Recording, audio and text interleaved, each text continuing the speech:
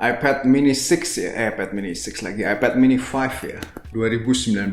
Apakah di tahun ini, di tahun 2022 masih layak untuk dibeli? Ini sekarang harganya di 5 jutaan. Dan itu untuk yang varian termurah ya, which is yang Wi-Fi only, storage-nya 64GB, dan tentunya keluaran Intel ya. Ya selisih 2 jutaan kalau dibandingin sama si iPad mini 6 dengan varian yang kurang lebih mirip lah. Dan pasti banyak yang penasaran ya, apakah si iPad mini 5 2019 ini masih layak untuk dibeli di tahun ini?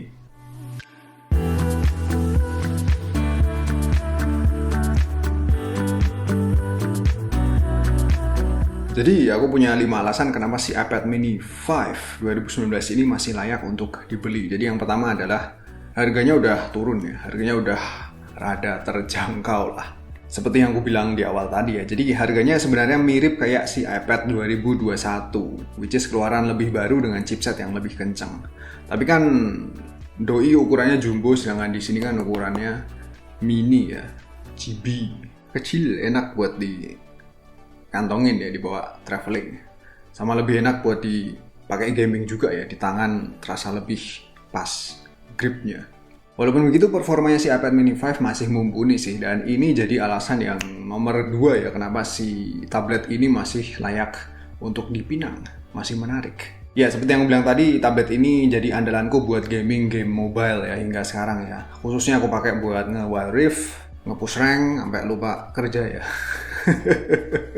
Dan bisa dilihat aja game-game ini aku mainin dengan opsi grafik yang masih optimal baik dari sisi FPS serta visual. Aku masih happy dengan performanya. Ya ini berkat si iPadOS juga sih yang konon lebih optimize ya dalam memanfaatkan sumber daya. Ada laler sih, sumber daya apa jenenge dapur pacunya.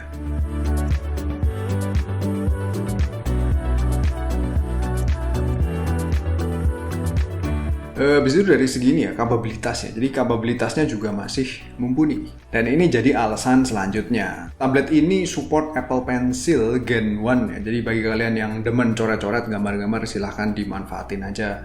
Stylusnya yang dijual terpisah ya pastinya. Ya udah belilah, emangnya Android ya. Udah all in one biasanya dalam kemasan lah dikasih stylus, ini kan kudu beli sendiri. Selain itu bagi yang punya Mac juga ini menjadi kabar gembira ya, bisa jadi second monitor ya. Manfaatin fitur yang bernama Sidecar secara wireless ya misalnya ya. Jadi sang iPad bisa difungsiin sebagai monitor kedua sebagai extended display atau mirroring.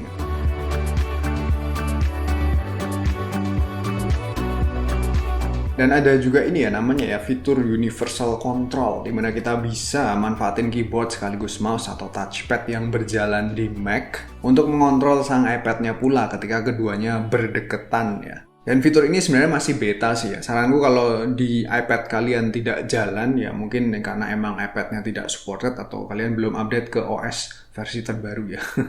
Aku baru aja update doi dan fiturnya jalan. Habis itu sekarang alasan yang keempat ya, kenapa si iPad mini 5 2019 masih layak beli. Yaitu adalah, apa nih, tak baca dulu ya. OS-nya ya, jadi update OS-nya masih akan tersedia hingga ya mungkin kurang lebih 2 tahunan lagi. Jadi kan doi ini diproduksi ya, rilis ya maksudnya ya, rilis di tahun 2019 bulan Maret ya. 2019 ditambah 5 ya, berarti 2024. Ya sekedar info, jadi rata-rata device Apple biasanya dapat update OS selama 5 tahunan ya, semenjak sang device-nya dirilis. Ya berarti masih cukup lama lah 2 tahunan ya, bisa kurang bisa lebih ya. Yang berarti kita masih bisa nikmatin fitur-fitur bahkan security update terbaru pula dalam jangka waktu tersebut ya. Semoga beneran disupport hingga 2024-an ya, semoga. Dan yang terakhir yang kelima yaitu adalah si iPad mini 5 2019 ini masih banyak dukungan aksesorisnya juga ya. Jadi kalian misal mau pasang tempered glass, tinggal dibeli aja ya di marketplace atau di mana. Mau pasang case juga bisa. Untuk tempered glass aku pakai tempered glass merek apa sih jenenge?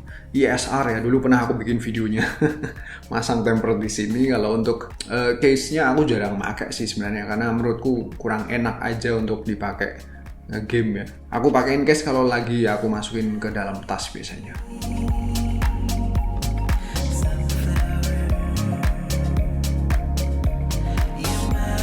Oke, iPad mini 5. Jadi pada saat video ini dibuat, intinya tablet ini masih layak untuk dibeli, untuk dimiliki. Prioritas utama untuk beli tablet ini adalah karena ukurannya yang kecil ya. Jadi dimensi yang kecil seperti yang gue bilang sebelumnya tentu lebih nikmat untuk dikantongin, dibawa traveling, serta dipakai buat gaming. Dan terhitung aku udah bersama Doi sekitar 2 tahunan ya.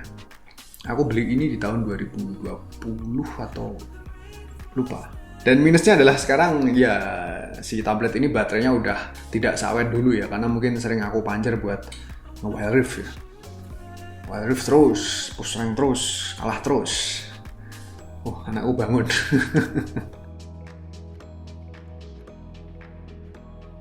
Aku pribadi sebenarnya pengen pindah ke iPad mini 6 tapi rada males sih ya, karena aku merasa di sini performanya udah cukup ya. Toh di iPad mini 6 ada sedikit bisa dibilang cacat ya, yaitu apa jadinya jelly scrolling effect ya, seperti yang pernah dulu aku cerita di reviewnya iPad mini 6. Jadi ya sebenarnya jelly scrolling effect tidak terlalu ganggu sih, tapi aneh aja ya. Ya wes gitu aja video singkatnya ya, si iPad mini 5 intinya masih layak untuk dibeli. Saranku kalau pengen yang murah ya beli yang second aja ya, tapi patut dipertanyakan baterainya ya. Biasanya second kan baterainya udah ngedrop ya. Gimana cara ngecek battery health di iPad? Ya tidak seperti di iPhone sih, tinggal masuk ke setting. Kalau di sini bisa ngecek pakai. Ntar aku bikin videonya terpisah aja ya. Follow juga IG ku, walaupun IG-nya Pengabdi Apple jarang diupdate ya. Dan follow juga channelku yang baru ini, si Pengabdi Apple. Happy weekend.